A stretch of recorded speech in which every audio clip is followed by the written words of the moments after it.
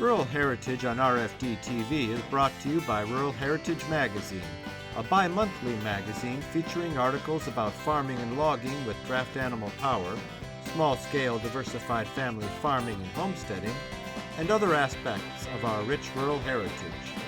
Rural Heritage Magazine, borrowing from yesterday to do the work of today. For subscription information, please call 319-362-3027 or order online at www.ruralheritage.com.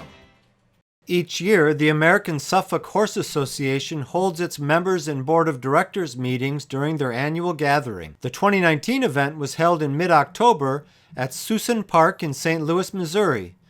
Because the area had endured several weeks of wet weather, the conditions of the grounds did not permit some of the planned activities. During our visit, we were able to spend some time with Val Barnica and Ken Spann of Y-Bar Suffolk Hitch and watch them drive their 6-up of Suffolk Punch horses around the park grounds. We were also able to attend some of the round pen training of a young Suffolk horse by Doc Hamill, who practices and teaches gentle horsemanship at clinics and workshops around the country and at his ranch in Mission Valley, Montana. We're going to share some of this with you during this episode, so don't go away. Ken told me when we started into this a long time ago, he said the good horses will come to you. You know, when we started out, we were just buying everything we could find because we didn't know. We didn't know what we were getting, and thank goodness I don't think you can go wrong with a Suffolk. But anyway, the good horses come to you, and sure enough, Sally Miller called me up. Rex is a longtime Suffolk owner in eastern Colorado, and this was Sally's horse, and she said, I want this horse to have the opportunity to be in the Y-Bar Hitch. And in fact, that was the same story that we got from Dick Curtis with Little Sovereign Samuel. He said, this horse deserves a chance to be in your hitch. And what an honor. What an honor for someone to call us and say that. That's terrific. You know, I try not to think. Quite a compliment. It is. It's a huge compliment. Anyway, Sally wanted this mare to have a chance to do some work and also to perhaps have a baby. She's 11, and we haven't managed to get her bred yet, but she is a lovely framed mare. Mm-hmm. We're really pleased with the way that she looks, and so she comes out to be a very nice wheel horse for us. And we had a couple of our general wheel horses that we use. We didn't bring because they both have babies at home on their sides, and we weren't going to wean them just to bring them here. Right. So those are two Eagle Ridge big girls like Goldie over here. But Talina came out, and she jumped into this position pretty well blind, but she's done a great job for us. Some things are scary, but I think the beauty of a Suffolk is that they'll jump 2 feet and stop and ask for direction. Right. As opposed to running to Kansas. Right. We have 19 Suffolks at our house, and so I have a great opportunity to compare some of the things and decide what it is that I love and don't love. Yeah, and then you've got conformation standing, but then you can watch them move. Exactly. It's so different. So this is another pride and joy. This is Eagle Ridge Goldie, and she also came from Dina Metters at Eagle Ridge Suffolks in British Columbia. So we've made 3 trips to Canada picking up horses. We picked up our Sayuela horses, and we picked up Goldie and Rose when they were just yearlings, yearlings. And then we picked up their 2 older sisters a year later when someone got ready to sell them. So we feel very fortunate to have some unique breeding. I think it's important. There's been a lot of talk amongst the Suffolk group about maintaining some of these breed lines. You know, everybody wants to breed to the horses that are readily available, but maybe we need to go out and seek out some of these horses that have been hiding in the woods and get them back into our breeding programs so that we can save this breed. Right. I think that's what happened in England is they ran out of horses to breed to. So look what happened. This is Reed's Sovereign Samuel. And he came from Rodney Reed, and so many people, of course, they associate the name Rodney Reed with Suffolk Punch horses because he's been around and bred so many horses over time. And so this came out of a B-Bar Charlie horse, and of course everybody knows who the B-Bar line is as well. So we're pretty proud to have this kid. He's pretty young, he's just 6, so he's just growing. He just shot up in the rear end again in the last 3 months, so he's a little out of proportion for the moment. But Dick Curtis trained this horse, and again, we're just trying to bring a variety and pay tribute to some of the people that have been around for a really, really long time. So, and it was fun. Our friends from England are here, and Randy Hiscock was able to walk into every one of these pens yesterday, and he would say, so I think that this horse came out of such and such a line because he recognized the broadness of the face, or he recognizes the leg shape and that kind of thing, and he knew the feet. Wow. That Chester horse over there, he talked about his blue hooves, and he knew where that horse had come from. Really amazing. Yep. This is a whole different body shape. Right. A little shorter coupled, and there's lots of people who are looking for this shorter couple because that big long back can get you in trouble if it's too long. So nice and short coupled and low to the ground. These are your wheelers. These are my swings. Swings, okay. These are the swings. And we've been working Sam into the swing position. I lost a horse last year that was a pretty special horse to us, a Siwella horse. And this is the new Sam. He's going to be great. He's just working into our hitch and learning how to work publicly. It takes a lot to do as much public work as we do. You know, you can't just take anybody downtown and do carriage rides. Right, you got to be safe. Yes, absolutely. This little fellow, oh my goodness. So I'm going to pull him off the trailer. Okay. We've been lucky enough to gather up these horses that came from Dina Metters at Eagle Ridge, Suffolk in British Columbia. And she basically sold us her last 4 big mares. We have 4 great mares. And then this is the little brother of Eagle Ridge Rose. And his name is Charlie. And he's just 3 years old. Oh, really? And this is a huge trip for a 3-year-old. And honestly, I just started him not too long ago, and normally I wouldn't drive a 3-year-old. I don't believe in working a 3-year-old a ton, but it worked out that we felt like he was ready to make this trip. So he's not doing a lot of public work. Well, he's not doing much of anything because he's brand new at this. Right. But handsome young fellow, and he's going to be a brute, Yep. as you can see. You bet. But got those good feet, and kind, as you can see, that Yes. kind eye. I think Suffolks are known for having a kind eye, Absolutely. but he especially. You're very sweet. Yes, he's a good kid. We took his big sister Rose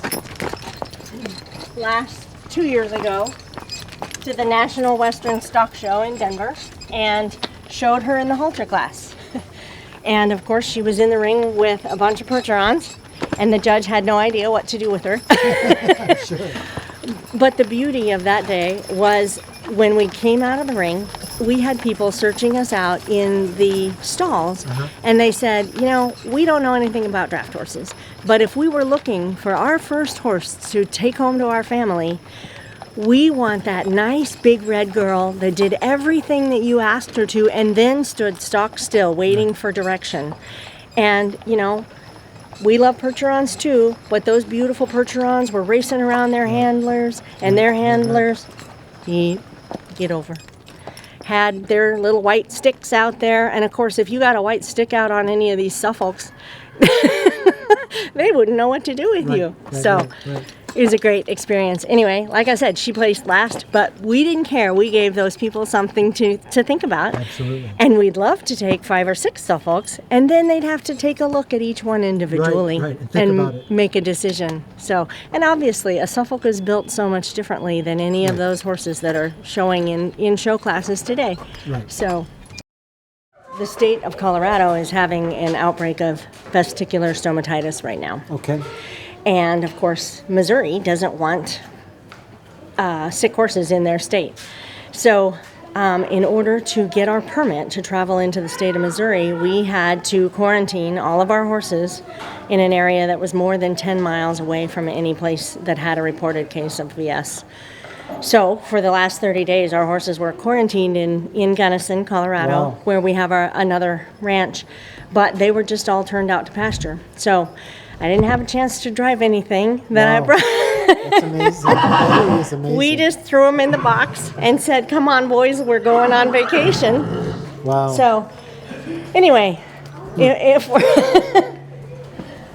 we're bold, that's what we got to say about that. Courageous but confident. I mean, Yes. confident in your horses. Yes. breed, absolutely. My goodness, it's confidence in the breed. Absolutely. Absolutely. When we were first contacted by David Horner, we didn't really appreciate the history of this wagon and the history that it had been through, and that what it actually represented to the Suffolk horse in North America. And the wagon itself was actually shipped around the Cape of South America in a wooden ship, unloaded in the Pacific Northwest, and used as a vehicle to convey ladies of the evening in the mining camps in the Yukon. And it traveled, it literally carried the hookers from mining camp to mining camp, and then was abandoned and then rediscovered nearly 100 years later in 1975 in an antique store in Washington by the Horner family, David Horner and his father George Horner, and they negotiated a deal with the owner, took a forklift and lifted the wagon up and took it home, and the spokes were rotted out. There's literally metal rims were left. It was very, very rough. They were able to get some fine quality wood, and David, the son, actually totally rebuilt the wagon. The metal and the iron design on it is the original stuff that actually went around the Cape, and the wheels they had redone by a wheelwright at that time. George Horner had a set of Suffolk Punch draft horses that he campaigned in Washington State and Oregon and Northern California from 1975 to about 1998 as Cascade View Suffolks. And it's one, we have a 6 of Suffolks at the Y-Bar Hitch. Cascade View has campaigned a 6 of Suffolks, and the only other known big 6 of Suffolks that's totally self-owned was a set of Suffolks that Armour Pecking owned in 1938 and 1940. So there's been 3 Suffolk true owned 6-horse hitches in the United States. But the wagon had actually been in David's garage since 1998, and we put this together in 2017. So the wagon, but now we have the wagon out, the wheels are greased, it's up, it's running, and we're pulling it with the 6 of Suffolk. So we feel very, very fortunate, and for this gathering today, we wanted to bring this. We brought it 1,100 miles so people could see it. We're ready to get started out here with this filly again. So if you want to find a place where you can see well, you're welcome to come inside of here if you want to be closer and see the details. And you won't bother anything at all. I just ask you to stay back from the fence, 5 or 6 feet, but you'll be able to see the nuances better from in here.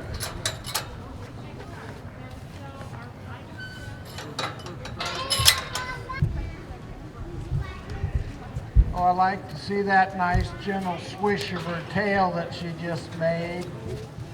That means she's somewhat comfortable. And she's got some interest in me. I obviously didn't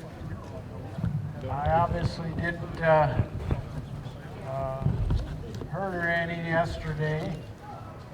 She's not as concerned about me as she was yesterday.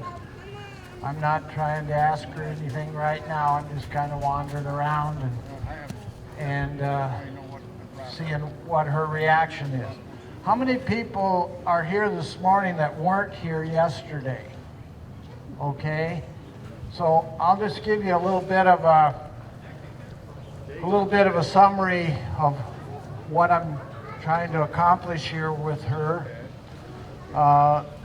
What I do when I work with horses in the round pen, whether it's their first time, whether they're not untrained horses, whether they're completely wild horses that have never been touched by a human, or whether they're a gentle, well-bred horse that has some issues that we might want to deal with eventually. The first thing and the most important thing that we need to do with any horse is develop a relationship of trust, companionship, friendship, part of the relationship, respect, mutual respect, me for the animal and the animal for me. And eventually we want that horse, we want to do things that cause that horse to choose to let us be their leader. My learning on this has come from many, many sources over many, many years. And it takes an understanding, a true understanding of the horse's mind, their herd dynamics, and their psychology, how their brains work. Yesterday, we got her to where she would look at me. She would go away when I asked her to go away. She would turn and face me, stop and face me when I asked. She would ask to do that sometimes. Sometimes she would do it when I asked. And we did not get her to following yet when I want her to. So yesterday, I couldn't get this close to her without her being concerned, all right? And she's okay on the front end, but she moves away when I got near her rear end. So she looked at me, I backed up. Advance and retreat is an important concept, incredibly important concept. She will learn that by looking at me, the pressure goes off, all right? And looking at me is the first step in doing what I ask. Okay, so we've got better following with her head and better looking at me than we had yesterday.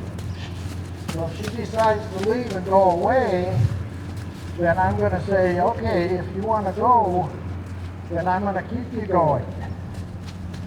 And my goal is not to wear her out physically and have her be more complacent and cooperative because she gets tired, because I'll get tired before she does. And besides that, people that run them around to do that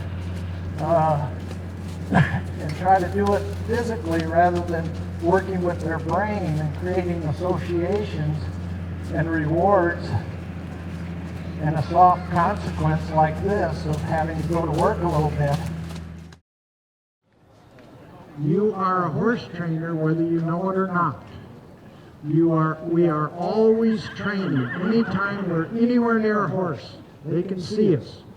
We are training positively or negatively. We're training consciously or unconsciously. And this is why so many people have problems with their horses, because if you're training unconsciously, you're probably training negatively.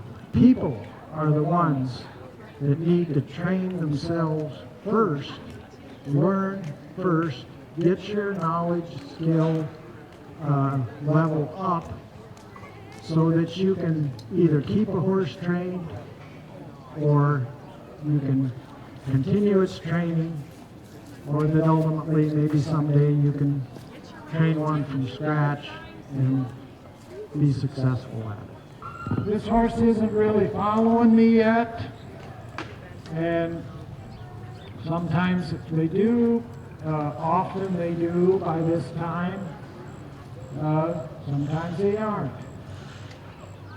And that's all right, but we don't want to just go by that and not get it at some point. Sometimes, especially horses that have had a rope on them, halter, whatever, sometimes it takes longer to get them to follow than it does a horse that's never had one on in its life. So we've done a little bit on her with my hands, done a little bit with the rope. We just go with the rope again for now.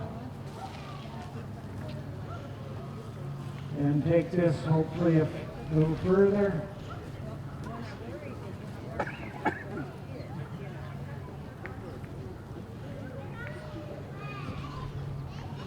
A little on the other side. I'm going to move her away just a little.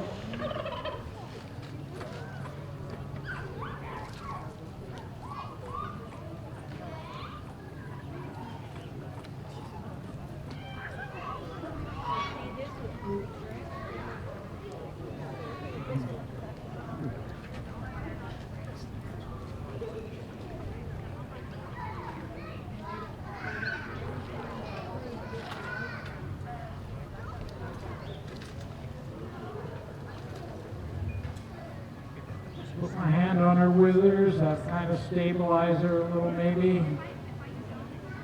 Give her something to think about up there that she's familiar with and seems to appreciate.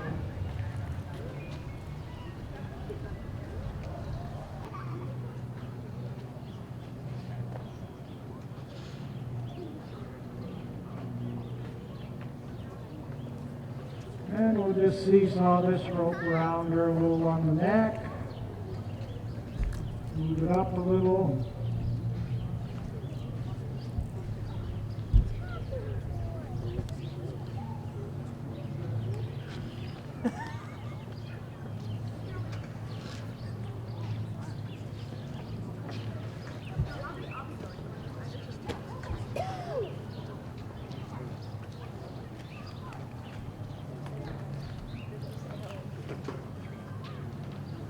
Try to make this a feel-good experience.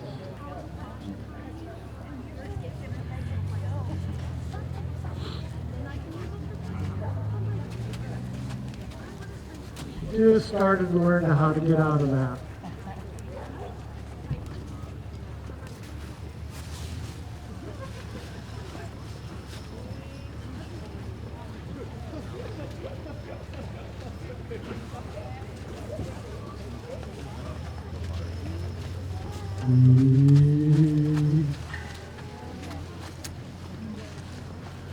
Okay, so it's going to take a while with her because and she's so used to turning and facing me that it's going to take a little while to get her to learn to not face me but to keep going around the ring. And so what I would do in this situation, I wanted you to see this equipment and see how I use it to some degree. But now what I'm going to do, because we're actually going to be counterproductive if we continue with this. She's not ready for it, but I want you to see what it's like a little bit. So I'm going to take the equipment off. I'm going to work just a few minutes with her going around without the lines. Thank you very much. Thanks for joining us today at Rural Heritage and RFD TV, where we borrow from yesterday to do the work of today. This program is available for purchase. To order your copy, please call 319-362-3027 or visit www.ruralheritage.com. Rural Heritage is a bi-monthly magazine dedicated to draft animal farming and logging, as well as other aspects of our rich rural heritage. It is published by Mishka Press, which also offers a complete line of Back to the Land books, DVDs, and calendars. Call or write for a catalog or subscription information, or visit our website at www.ruralheritage.com.